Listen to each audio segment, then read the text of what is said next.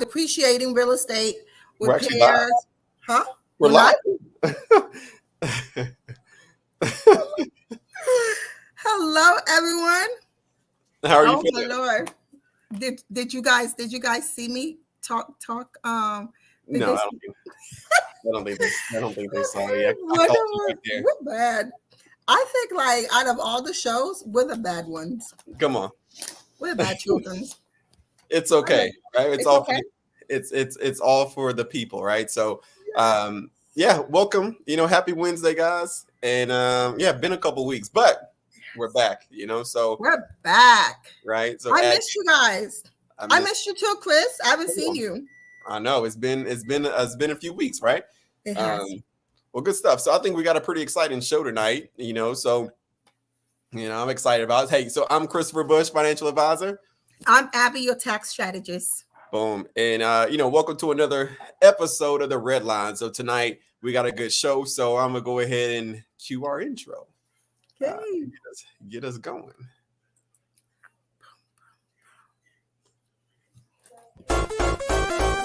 That's 100.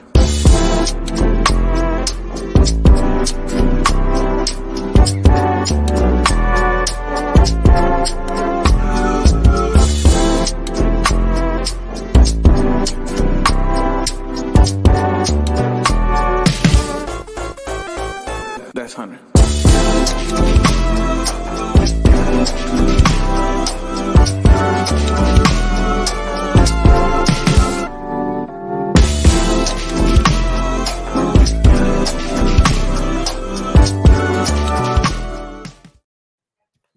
Awesome. So we good. Guess we are. Hello, everyone. It's good to see. Let me see who we see in here. Hi, Emily. Hi, Brandon. Hi, Stephen. Donna. Welcome, guys, to another episode of Redlined. We have a great show for you guys tonight. We want to make sure that you guys are ready for the end year taxes.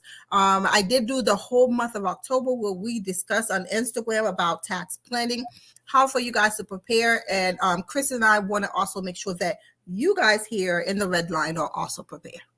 Good deal. Good deal. So I think the what I wanted to kind of discuss, just have a dialogue. Why is it important to really start? I mean, we're really at the tail end of it, right?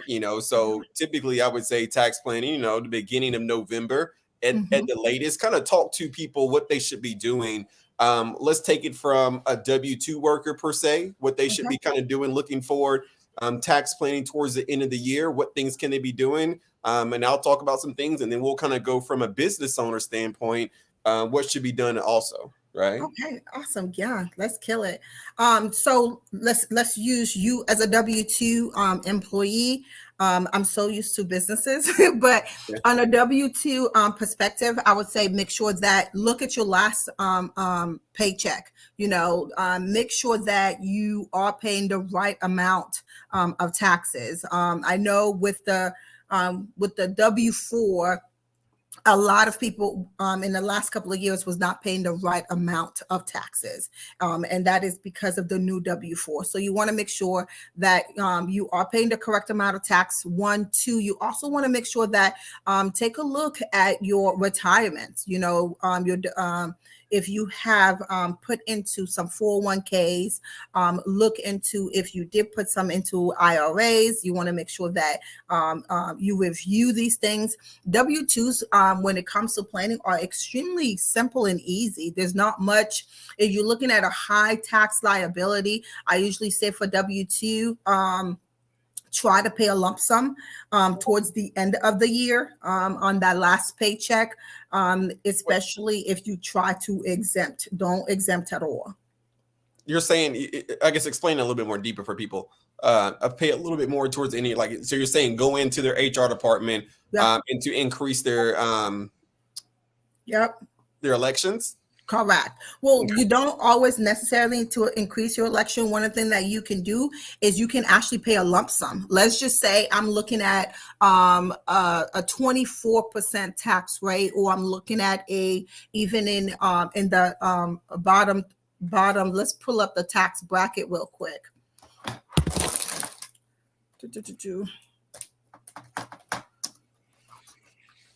Let's pull up that tax bracket. So if you're looking at a high tax liability, even like 22s, 24, 32s, even what you will find, most of my clients that are on W-2, they're sitting at a 24. And if you're looking at a 24, understand this. People will say, okay, I'm at a 24% tax bracket, but you are not taxed 24%. Okay, sometimes what happened is people look at their bracket and they think that their total income is what they're taxed in. You're not taxed at your total income. So the first 11,000 to 44,000 of your income is going to be at 12%. And from the 44,000 to like 95,000, you'll be looking at 22%, right? So your total income is not taxed at the specific bracket you're currently in. Am I making sense? Yep. So the way that you can calculate it is, let's just say I'm single. I make $200,000 for the year, right? If I make $200,000 for the year, the first 11,000 to 44,000, I'm going to be taxed 12%. From 44,000 to 95, I'm going to be taxed at 22%. You know, from 95 to 182, I'm going to be taxed at what? 24%. So if we do the calculation, let's take 95,000, 95,376 subtracted by 182, 100, right? So realistically, only 87,000 of my income that I am taxed at 24%, not the total. Right. So if you're looking at even at the 32%, so I would say you can actually do your own calculation, W-2. You can do your own calculation to see how much tax that you are required to pay. Always know that the employer is responsible for half of it, which is FICA. So the 15.3 is divided by 2. You pay half, they pay half, right? So I would say have an idea where you at in a tax bracket, what your responsibility is. And if you're short, then I say at the end of the year, I remember when I used to be a W-2, what I would do is at the end of the year, I would do my own calculation. I would actually do my tax return in my head. I would do the math in my head. And if I was short, I would go to HR and I would say, hey, listen, I would like $500 to come out of my next paycheck. Gotcha. So talk about this then, especially for the W-2, and again, this goes for business owners as well if they have a 401k. Talk about what they need to do to go back from last year, right? So let's think about if say somebody owed the IRS, let's call it, above $5,000, right? So if they understand that they owed the IRS last year at least $5,000 and they're a W-2 worker, right? Of course, some things may be, hey, look, we may need to pay a little bit more for taxes this year, right? That's one thing. Or the second thing is, okay, if we're looking at our employer-sponsored plans and we got a couple pay cycles left, and we probably contribute a little bit more money using pre-tax dollars to lower that tax liability, right? So can you talk to us about that? Like, and what's the percentage, if you can tell us, I know it may be different. Is there like a generic percentage to where say, hey, look, if I contribute an extra $3,000 or $5,000 or $10,000 toward my on a pre-tax side of my 401k, what does that actually look like, and how does that lower my tax bill, right? Because it's not even. Like if you owe $5,000, just because you put $5,000 into a 401k pre-tax, it does not just it's not a dollar for dollar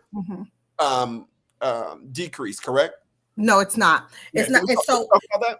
So it's going to depend on realistically where they are in a tax bracket. So with what we would do is, so let's just say you at 24% on a tax bracket and I'm trying to get you lower at a 22%. I'm going to try to take that 2% or whatever that total amount. And we can say, okay, let's put that 2% on that and on that 401k. Or if I see you at 12%, between 12 and 22%, and we want to get you at 22%, that's a whole 10% that we can add on the 401k. So this is where you want to communicate with your HR and have some type of relationship with your, especially if you are high income W-2. If you are high income W-2, we want to make sure to see, okay, where can we move some of that money to lower the tax liability. If last year, if you had a tax liability last year, like you said, $5,000, so I'm going to actually look at one, did you pay enough tax? Because realistically, it's usually they're not paying enough tax. And regardless if you move that money or not, you're still going to owe it because it's earned income.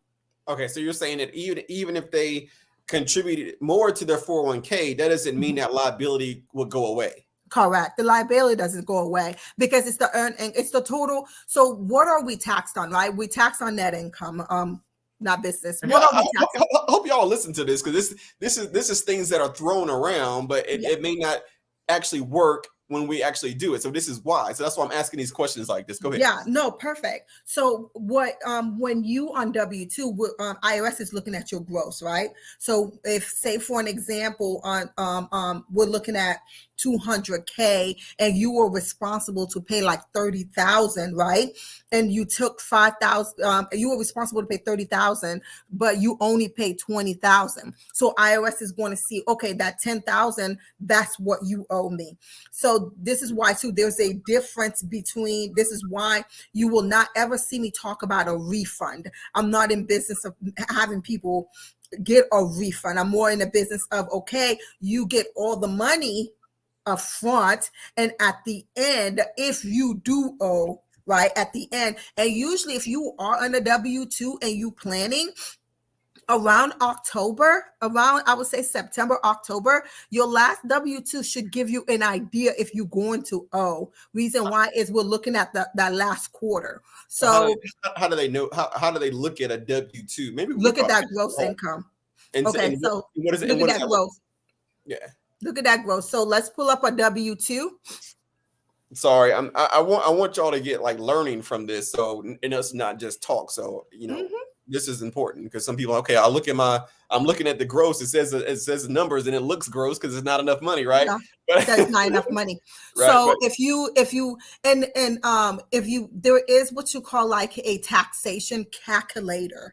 The taxation calculator tells you, okay, if this is the amount of money you make, this is the amount of money that you are required to pay taxes. So if we're it's not necessarily just a bracket. So you want to make sure what your accountant would have done is use the taxation calculator. So in your gross income, right? Look at your gross, which is probably on your W-2 is what line, let's pull up a W-2 real quick. It'll be line A or B. Actually, I have a better idea. Let me pull up this tax return real quick for you guys. Well, 1040. Give me 2 seconds. This is good. Okay. Yeah. And while she's pulling that up, guys, if y'all have some questions on this, please, ask us in the chat real quick if you have some questions on what we're going over. But I really want her to be detailed in this, so you guys know, because I think there's opportunities to be done, and I don't want to always think, okay, well, we'll do this starting in 2024. No, we have a little bit of time now. You got at least three more pay cycles left in the end of the year to make some things happen. So I want to make sure we cover that. Yes. So if I'm looking at this client, right, I'm looking at their W-2. I can easily see this W-2. She didn't pay enough taxes, right? So she makes $250,000. She paid $12,000. So and what columns are you looking at? So you're looking at her gross of what she made, and then you're looking at the total amount of, because sometimes on W-2s they have like a tax column, or what are you just looking at? Fed or Medicaid, Medicare, Social Security? So when you are in your W-2, there's the most important columns are columns 1 through 6, right? Column 1 tells you what your wages and your tips are, right? That is your total wage. Column 2 will tell you what is your federal tax that was withheld, right? So what I'm going to actually look at is the gross and the total tax that was withheld. Realistically, just on federal. Just on federal, because I can actually look at the gross and I can easily in my head know if you paid enough tax or not, just looking at column 2. So if I'm looking at her, okay, I'll give you another example, right? Let's use her she's better. So we're looking at, okay, $110,900 $18,286, right? And we paid federal taxes 18,230. So if she's making 110,000, she's single, she's literally at a tax bracket of what? Let's look at the tax bracket again. So her tax bracket would be at a 24%. So right, let's do this math together, guys. All right, so out of the 24, so out of 110,000, 100, yeah, we'll just use 110. I'm going to take what 11,000 to 44. Let's subtract 11,000. All right, so 11,000 at what? 12%. That leaves me with what? 87, 724. I actually have a W-2 that's pulled up. Can I share that? Oh, of course you can. I'm gonna erase it because it's actually from erase the name. Yeah, I'm pulling mines up. So what you want to do is, so she'll be looking at 24% tax. God bless her heart. Me, if I'm looking at her return, if I'm looking at her W-2, I'm going to say, hey, you're not far from a 22% tax rate. So what do we need? What can we do, right? Daddy, why have it done? Really? No, he's not done. Let me see her. Why have it done? It's okay, baby. Let me finish the show, okay? You didn't want me to see her. I'll see you soon, though. I'm gonna put her up in a second. No, Here, I'm gonna see if I can share my screen on this. come on in. All right, let's see. We'll go to present. We'll go to share screen. We'll go to window. Boom. Oh shoot! I gotta rename it. Yeah, I can't share because mine has too much information. Yeah, hold on. Individuals. I can share mine. Hold on. Mm-hmm.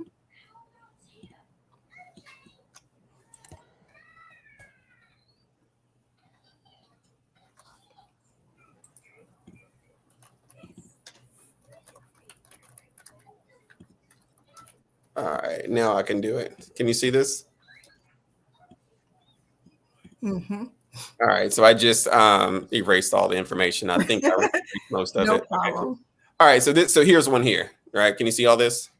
So this is a simple breakdown of like a pay stub, right? So this is what you're saying. Hey, this is how somebody can look at it. That's a pay stub. I need a W-2. Well, it wouldn't have a W-2 in the middle of the year, though. Yeah. Okay, so yeah, we can look at this pay stub. Yeah. Because they would be looking at a pay stub at the beginning. Go ahead. So they're at $51,994. So I'm looking at the year to end, year to date, right? So if we're looking at the year to date, currently they paid $4,728 worth of tax. Year to date, they made about $51,994. So, but total year to date, when I look at the summary, right, that was just that day, that week, however way they get paid. So total year to date is about 229,000. So that individual that's at 229,000, I'm going to be looking at this tax bracket. Let's pull up their tax bracket.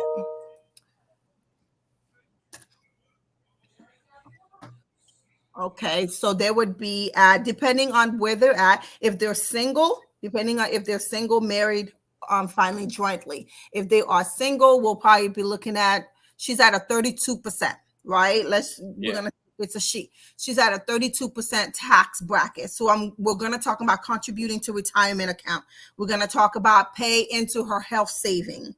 We're going to talk about charitable deductions. And the reason why we're going to have those type of conversations, because as a W-2, you have two options. You can either itemize your deduction, right? You can either itemize or you can use the standard deduction. So if she have high property tax rate, or she have sales tax, or if she pay her 1098 when it comes to her interest paid in her mortgage, if those deductions, if the itemized deduction is higher than the standard deduction, then I'm gonna say, okay, we're gonna itemize. But if her expense is less than the standard deduction, then we're going to actually just use the standard deduction. And I'm gonna tell you, almost 50%, I would not even say 50, almost 80% individual is going to use the standard deduction, because let's just say she is single, right? She's only, the standard deduction is $13,850. So she needs to have expenses. And when I talk about expense, what are those expenses? They're going to be property tax. They're going to be health insurance out of pocket that she paid, right? Let's just say I paid for dental work and I paid a good $10,000 to get dental work out of pocket. I can itemize that. If anything besides my premium health related that came out of my pocket, I can itemize that. So we're going to look at what is her itemized deduction, right? That she can itemize. If it is less than $13,850, we're going to use the standard deduction. If it is more than that, we're going to itemize. So if somebody's doing this, I'm sorry, this seems like a lot, right? So if somebody is doing this on their own, like if they're using TurboTax or those type things. Now, I've never used TurboTax before, so I don't know. I'm speaking it. I don't know. Does it automatically make that decision for them if they're doing it in TurboTax when they put in information, or that only can be done if you're actually working with, an accountant, a CPA, a tax strategist, those type things? Like how does that methodology get translated? When it's TurboTax, because I actually worked for TurboTax when I first got out of school. Come on. When it's TurboTax, what TurboTax does is it asks you a series of questions. So if you don't know how to answer that question, this is where you make errors. Gotcha. So TurboTax will ask you, do you have expenses worth $13,850? And let's just say you say yes, right? Now TurboTax is going to request that you enter what those expenses are. TurboTax may say, hey, do you have health insurance out of pocket costs that you had? Hey, did you have sales tax? Hey, property tax, charitable. Did you do any charitable donation, cash? So TurboTax will ask you those series of questions. So I would say the differences with TurboTax and a CPA or tax strategist is that a tax strategist already know what is available for you. Whereas you don't know that. So if you're completing your TurboTax, you need to know that. You need to know what are the tax benefits and what are the tax codes that are available to you. And that makes a huge difference. So let me ask you this then. So when do you think is the threshold for people to use an expert, a professional, not just a tax preparer per se, like I guess a H&R Block, those type things, and not to say all those people,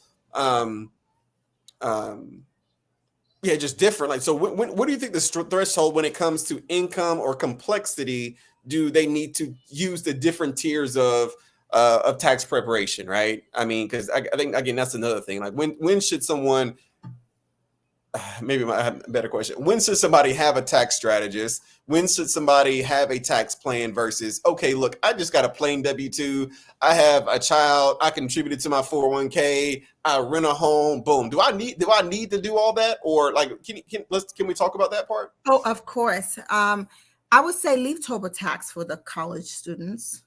Leave it for the simplicity of taxation. Any individual that has only W-2s, if all you have is W-2s, you don't need a tax strategist or CPA. And I'm saying that with individuals that are making between $25,000 to $50,000 a year. You don't need to hire someone. So because the conversation that we're going to have is different. We're going to talk about the money you put on 401k, does it reduces your taxable income, which in a result, it can actually reduce your payment in taxes. Or we're not going to have that conversation because you're not putting any money in no 401k, right? So we're going to talk about HSA accounts. You know, do you have any HSAs or those conversation? If you need to have those type of conversation, then you need to hire a professional. But if it is some simple W-2, actually, I want you to use TurboTax. There's no need. When I was working at TurboTax, when I first got out of school, I started working at TurboTax just for practice.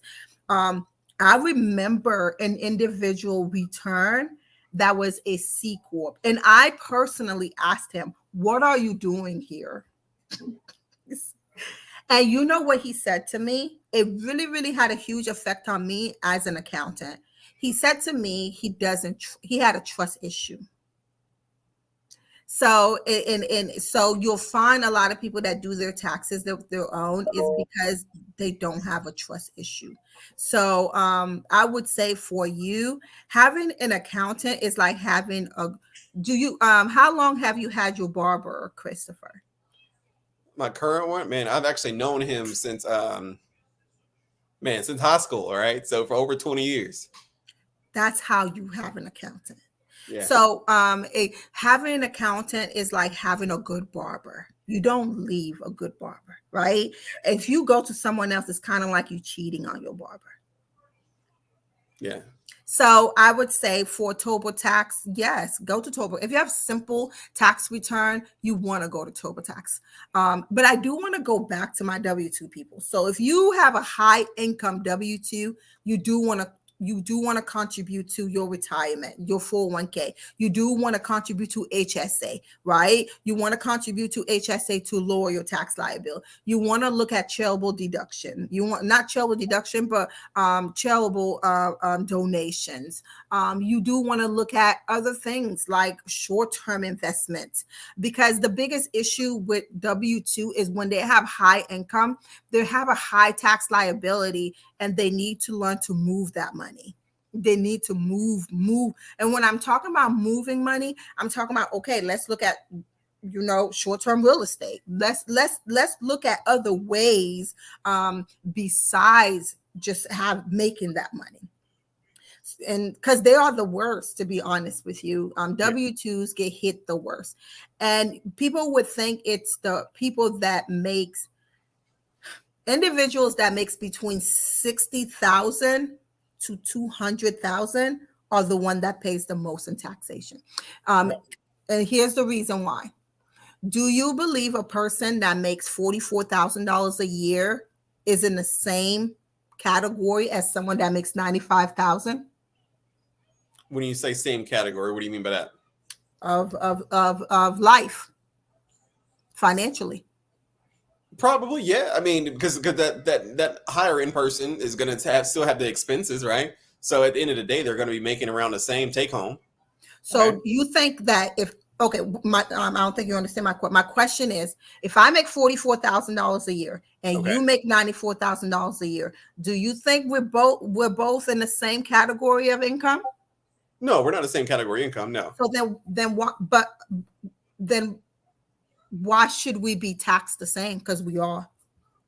This is why middle class get hit so bad. Someone that's making $44,000 a year and someone that makes $94,000 a year get hit the same.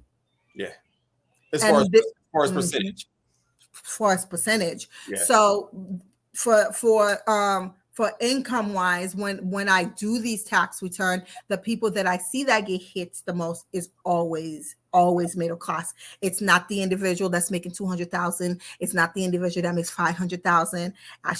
The person that's making 1.5 million is sitting very well, and probably the most that the wealthy people pay in taxation is 12 to 18%. Yeah, I would say even less. Yeah, it's amazing. Well, and it's because they're having a tax plan and now they're doing strategies, right? Their income is not just derived from a W-2.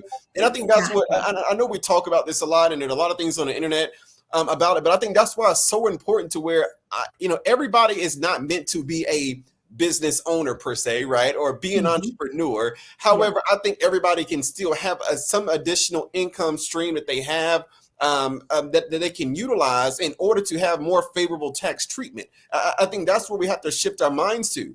right? Because when Absolutely. I was an engineer, I was making like 125,000 a year, great money, but I was getting hit hard on taxes, right? I would Yes, probably you only bring home maybe 70,000, Mm-hmm. right? So Mm-hmm. so we have to make sure that we're increasing our value. We're Yes. understanding different strategies that we can use. For instance, I mean, one of the biggest things is real estate, right? And real estate is so cliche. Interest rates are high, when to buy, all that good stuff. But what I've learned is, no matter what type of market that we're in the stock market, there's always going to be some opportunity. There's always an Right. opportunity. If you missed the last opportunity, right? I was actually talking to Mark earlier before the show, and we were talking about, last week, just from the stock market standpoint, right? It was a huge run up of the market, right? So some people may have not have emptied the clip when the market dipped down, especially if you're looking at the SPY, it went down to like almost 409, 408. Right. If you didn't empty the clip, then you may have missed that opportunity. However, there's always going to be another opportunity. Yeah. There's still deals out there. Same thing with real estate. Yes, interest rates are high, right? Mm-hmm. Yes, it may be, the media may not say it's not the right time to buy. However, there are deals in different pockets. You just got to be able to go look. You got to be able to increase your value, right? And Yeah. learn something so you can go find those things, right? I think that's important because when you just have that W-2 income, you're always going to feel like it's not enough. You're Yeah. always going to feel like you're paying too much taxes, right? And for me, like Mhm. I think maybe almost to sometimes, maybe 5 to maybe 10%, I guess, taxes on my side. I'm gonna be Or so. less. My parents were high income, right? And I'm gonna tell you, I probably, if I'm a great accountant, being a great accountant has a lot to do with just watching my dad with money. So W-2 was high income on their both ends. So what did they do? So what he would do is, right, he would take the money that he makes from the W-2, right? My dad would literally take the money that he makes from W-2. He would put me in the car and we would drive around. We would drive around until we find a piece of land. And he would say, baby girl, we're going to buy this one. And what he would do is he would take the money that he makes from the W-2, he would subcontract with a contractor. Because my daddy always say that, listen, whatever it is he's doing, you need to know, you need to have an idea of it too, because you need to make sure you manage what he's doing to make sure he's doing it right.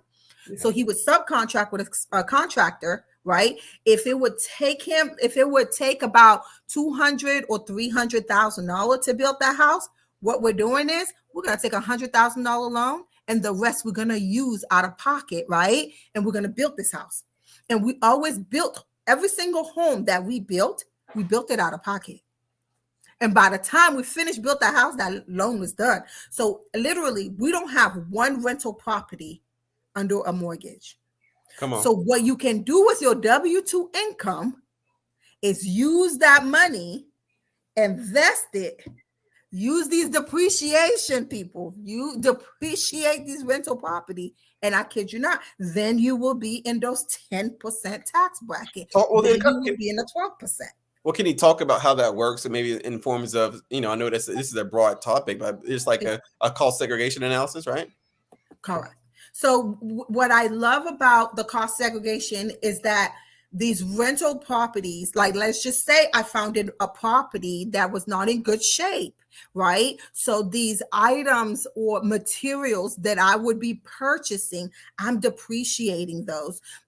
What you want to make sure though too is that if those items, right, came with the home, then it's usually best when you purchase them. When you purchase them, you're looking at 5 to 7 years of depreciation, and you can not only depreciate the materials, but you can also depreciate the property. So we're going to use my dad again as an example. We would literally get that Home Depot credit card. We would purchase those items to build this house. We would depreciate anything that is $2,500 or more. We're depreciating. If it is under $2,500, it's a deduction. Is a deduction. And once we purchase the land, we're creating an LLC, right? We're creating that LLC. So then that we're not only are we going to deduct those expenses, but we're going to depreciate these items, these materials to build the house and depreciate the home as a rental property. So For the high income W-2s, I'm going to tell you guys, there are ways for you to pay less. You have to get out of the box of the mindset of just W-2. Yeah. So now is this now, or when somebody would look for you to kind of hire you, right, to do these, is that so? Are you doing a full tax end of year tax planning for them, to going through those different examples of going through, maybe they need to use donor advised funds, or that they need to do maybe a short term rental, or maybe they need to buy a piece of property, or they need to contribute a little bit more to their, are you able to do that for clients and kind of let them see, or what we do is we do what's called like a financial audit. okay. Because sometimes someone could say to you, hey, I make $200,000 this year, which is amazing, but you have $500 in debt. Yeah. So I'm not going to tell you to take this money and go get a rental property. Gotcha. So it needs to make sense. That Gotcha. makes sense. So, before also, you got to think about, okay, before we do all these type of strategies to just lower my tax bill, to put money somewhere to lower my tax bill, well, that may lower my taxes, but I may have some other type of financial thing that maybe be going on, right? I mean, kind of like going to the doctor. You don't right? have an emergency account. Yeah. You see, you don't have an emergency account and you have $50,000 on credit card debt. So I'm not going to say, hey, let's move money to a property. Let's move money to a rental property. So what I would recommend is do what's called a financial audit. And when a financial audit is being done, if that person does not have if a person have a lot of debt, then I'm usually sending them to someone that I know that is amazing when it comes to budgeting. If they're going to have a high tax liability, I'm going to say, okay, listen, I need you to sit with Chris, because Chris needs to tell you where to move these money so we can lower your tax liability. So in our firm, this is how we actually function. We do from June until November, we're planning. And from November until May, we're focusing. We open our books. What we do is in November, we open our books. Once we open our books, there's 200 clients. The 200 clients, once we have 200 clients, we close our books. And the reason why we do that is because we want to nurture those 200 clients. And once those 200 clients come in, we close the books. But once the book is open, the first thing we'll do is a financial audit. And the first question I usually ask is, okay, what's the goal? Like when a client comes to us and if they schedule a consult with us, I always ask, okay, when you leave this meeting, what do you want to leave with? Some people will say, I want to buy a house next year. Yeah. Okay, so you want a game plan on how to buy the house. I want to look into real estate investment. Okay, you want a game plan, because then what will happen is that you can't have both.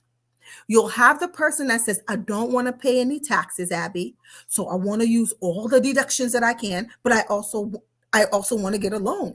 Well, sweetheart, well, you can't get a loan with a loss in the last 5 years. That's not how it works. So so being able to have a plan of what it is you want, like I just had a client earlier today. She said, hey, listen, I want to build she wants, what do you call them, quadruples, these units. Mm-hmm. I said, okay, that's an amazing idea.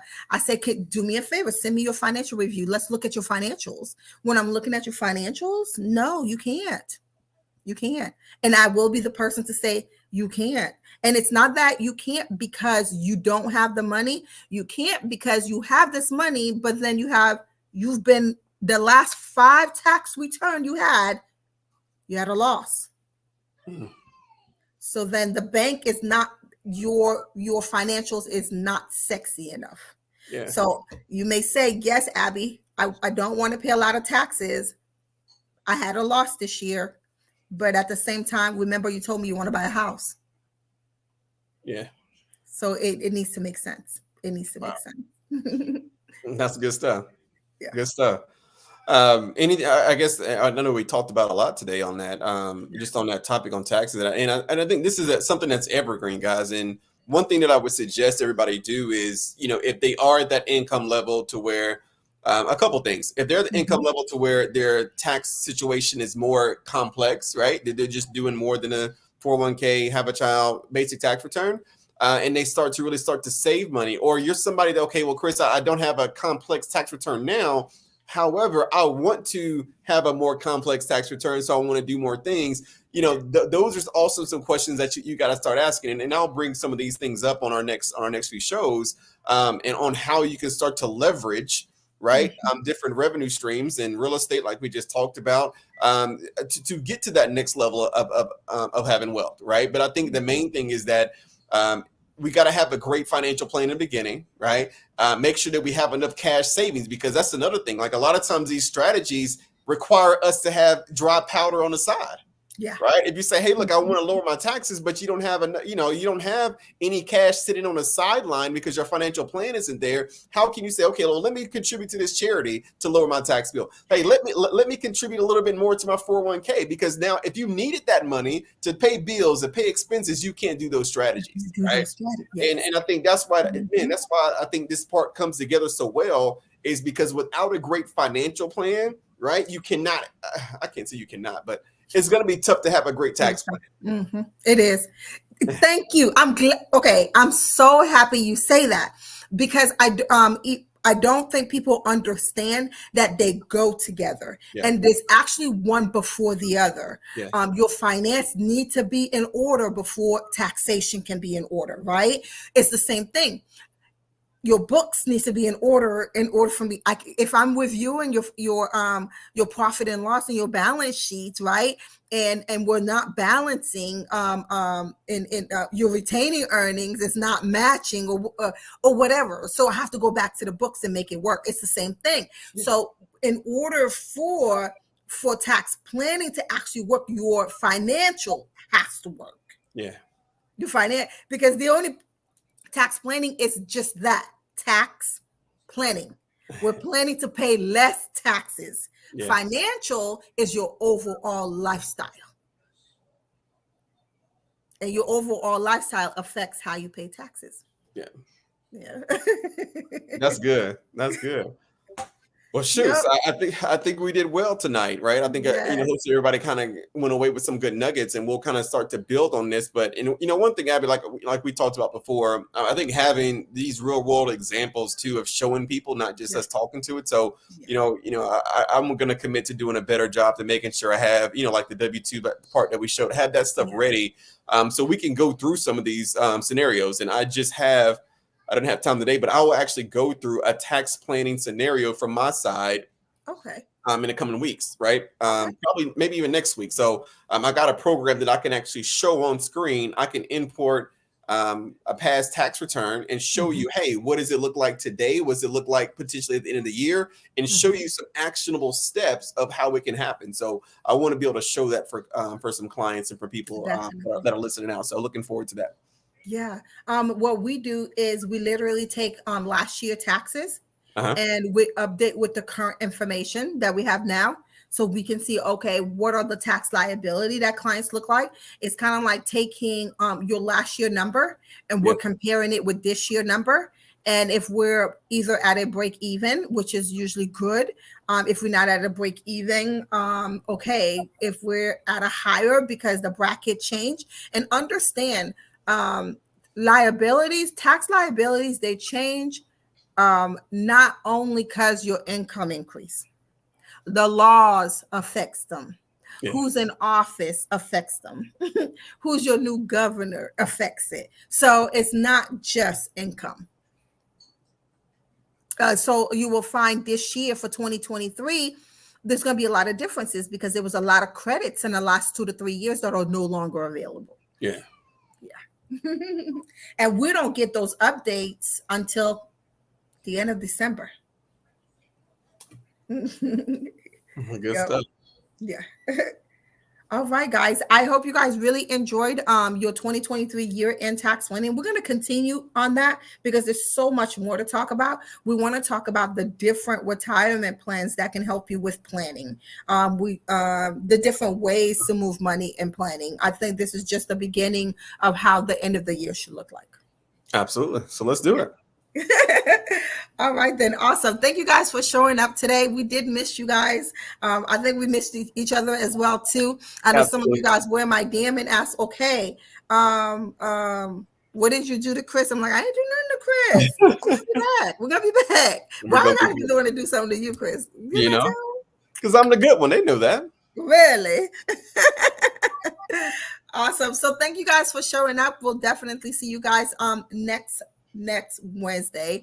I'm Abby Joseph, your tax strategist. I'm Christopher Bush, your financial advisor. And thank you again for another episode of The Red Line. We'll see you guys on Wednesday.